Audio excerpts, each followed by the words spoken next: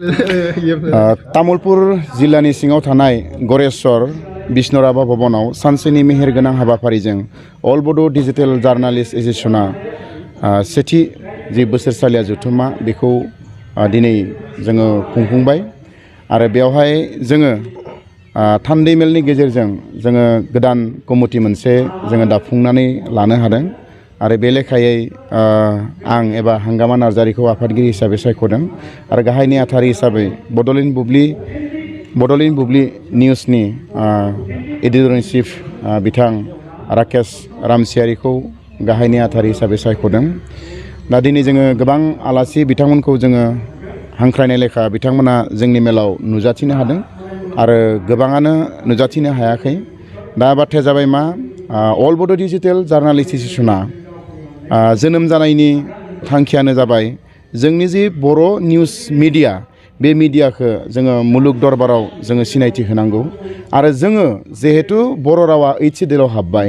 आरो बे 8th सिडिउलाव हाबनाय मोनसे रिकगनाइज राव संबिधाना गनायथि होनाय राव आरो बे लेखायै जोङो जोंनि रावखौ थुनलाइयावल' हिमाबद्ध लाखियाब्लासिनो जोङो मिडिया लाइनावबो लाबोनानै जोंनि जि राव बेखौ जोङो गोसार होनांगोन आरो दिनै जों बयबो मिथिगौ जे मिडिया जाबाय बा बे मिडिया जाबाय माने गणतन्त्रनि चतुर्थ स्तम्भ जायखौ ब्रैथि खुन्थिया होनना बुंनाय जादों। दा बेयो जोङो जोंनि जेसेबां निउस पर्टेलफोर दङ बा जोंनि खौरांगिरिफोर दङ बिथांमोना जोबोद माने खस्थ' खालामनानै दिनै जोंनि फिसा फिसा गामिनिफ्राय बायदिसिना जेंना जेंसिफोरखौ निउस पर्टेलनि गेजेरजों जोङो जोंनि बर' रायजो राजाजों लोगोसे गुबुन हारिनि मानसिफोरनोबो जोङो फोसावनो हादों बा फोरमायनो हादों। दा दिनै गुबुन मिडिया एसामिस बा हिन्दी बा इंलिश जे मिडिया दङमोन बा सेटेलाइट चेनेलफोर दङमोन बै सेटेलाइट चेनेलफ्रा जोंनि बर' हारिनि माखासे जेंनाफोर बा माखासे आंखालफोर माखासे जेंनाफोरखौ बिथांमोना फोसावामोन। दिनै बर' निउस पर्टेल जानाय लोगो लोगो जोङो मोनफ्रोमबो आसामनि बे खर'निफ्राय बै खर' जोङो जोंनि जेंनाफोरखौ जोङो बेवहाय फोसावनो हादों आरो मिथिनो हादों आरो दिनै बेखायनो जोङो गौरब खालामो जे एस'सिएशननि गेजेरजों जोंहा गोबां खामानि मावनांगौ दङ। दा दिनै जोङो गोबाङानो निउस पर्टेल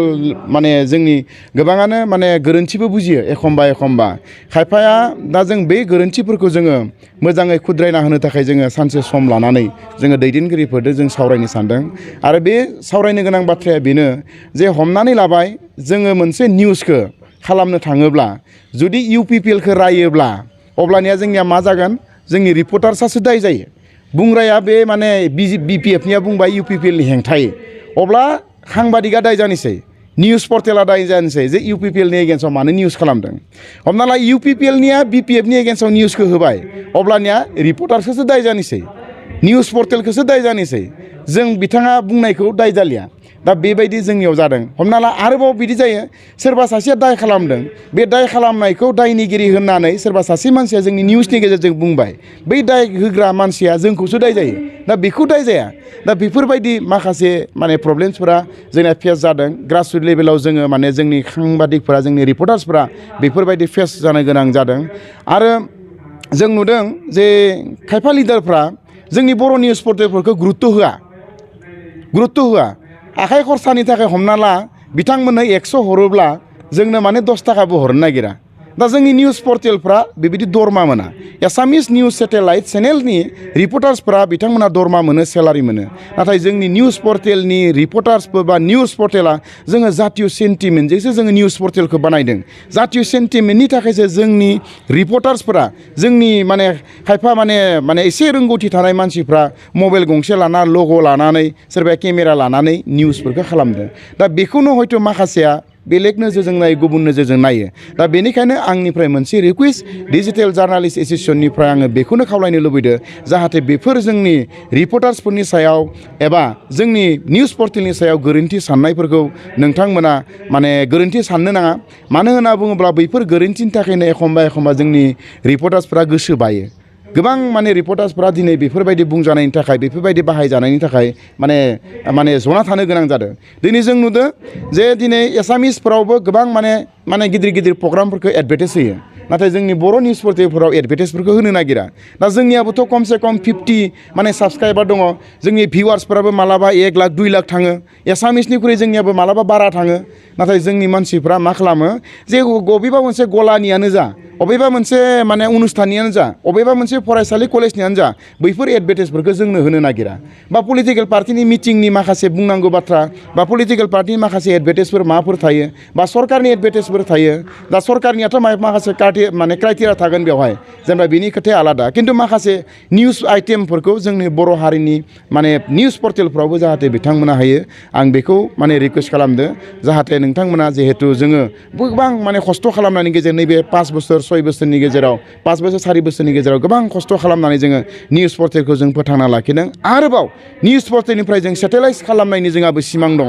जोङो खौसेयै जोंनि बर' हारिनि हमनानै ला जोङो गोबां मानसिखौबो जोङो बासायबाय खायफा निउस चेनेलनि एसामिस निउस चेनेल बा गुबुन निउस चेनेलफोर थांनानै जोंनि मानसिफोरखौ दाय हमनानै माने नोंथाङा करापसन खालामदो उमुक खालामदो तुमुक खालामदो नंथारिखौनो जाबसिनानै दाय फोजोंनानै जोंनि मानसिखौ खालामनो नागिरो जोंनि बर' मानसिफोरखौ बर' दैदेनफोर जों गोबां मानसिफोरखौ बासायबाय बिथांखौ जुदि बेबायदि निउस खालामोबा जों उल्थायै माने बेबायदि नङा होननानै निउसखौ खालामो बा बिथांखौ जों बासायो दा बेफोरबायदि जों खामानिखौबो मावनानै जोंनि बर' हारिनि फारसे लिगेल जिथु राइट माने निउस जों बेफोरखौ माने होबोबाय थादों आरो माबाफोर जुदि गोरोन्थि नुयोब्ला नोंथांमोना जोंनि नाम्बार दङ वाट्सएप दङ बिथांमोना जोंखौ डाइरेक्ट कन्टेक्ट खालामनो हागोन जे नैबे निउसआ रं जादों नैबेखौ ओरै खालामनांगौ होननानै बेखौबो आङो रिकुवेस्ट खालामबाय जोबथारनायाव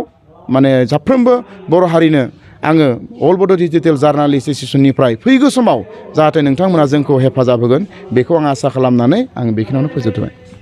बे खौराङा नोंथांनि थाखाय गोजोनथाव जानो हागौ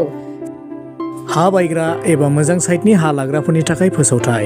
चिरांनि दादगारि भुटान गेटनि साखाथियाव मोनसे मोजां दखरसे मियादि हा फाननायनि खौरां फोसावनाय जादों बे हाखौ लायोब्ला फालांगि खालामनाय हटेल लुनाय बायदि बायदि फालांगि एबा बिल्डिं लुनानै थानो थाखाय राहा आरो आबाद मावनायनिबो राहा लानो हागोन आबुं खौरां लानो थाखाय नोंथाङा 8638183329 आरो 9954097210 जानबुं नङाव फन खालामनो हागोन Mary land for sale at Dadgari, Chirang near Bhutan Gate. Suitable for construction of hotel, guest house, personal home or any building or farming. For more information, please contact mobile number 9186 381 83329.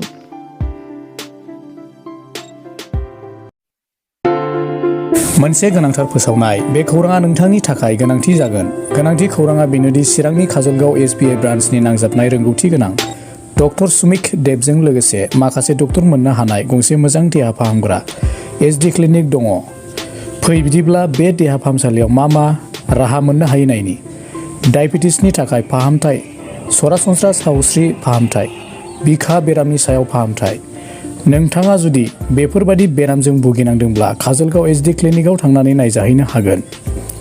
नायजानायनि सम फुंबिलिनि 9 रिंगानिफ्राय सानजौफुनि 1 रिंगासिम आरो बेलासिनि 5 रिंगानिफ्राय मोनाबिलिनि 7 रिंगासिम नायजानो हागोन नोंथाङा सुलाद लानो थाखाय 7002293924 9954687336 जानबुं नम्बराव सुलाद ला